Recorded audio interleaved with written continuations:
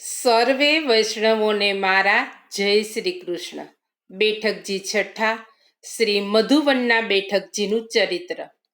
Madhuvan મથુરાથી 5 mile દૂર આવેલું ગામ છે.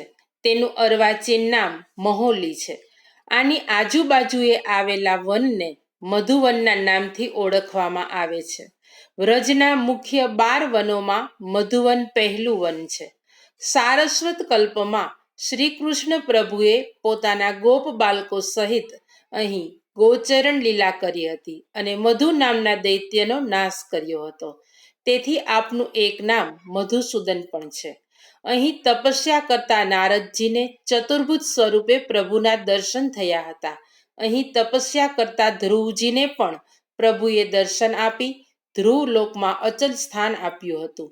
એવા આ અલૌકિક સ્થાનમાં મધુકુંડ આવેલો છે.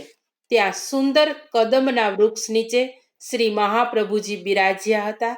અહીં શ્રી મહાપ્રભુજીએ મધુવનીય ઠાકોરજીના દર્શન કરી 7 દિવસ સુધી શ્રીમદ ભાગવતનું પારાયણ કર્યું હતું. મધુવનીય ઠાકોરજી કથા શ્રવણ કરવા આવતા તેમનો એક સેવક, જેને દરરોજ મધુવનીય ઠાકોરજીના પ્રત્યક્ષ દર્શન થતા હતા, એ આ 7 દિવસ દર્શન ન પામીને ખૂબ કલેશ કરતો હતો.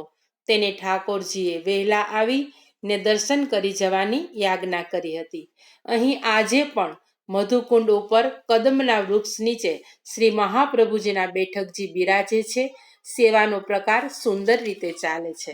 શ્રી મધુવનના બેઠકજીમાં બિરાજતા શ્રી વલ્લભને આપણા સૌના પૂર્ણ પ્રેમે સાષ્ટાંગ દંડવત પ્રણામ પહોંચે. શ્રી વલ્લભાધીશ કી જય.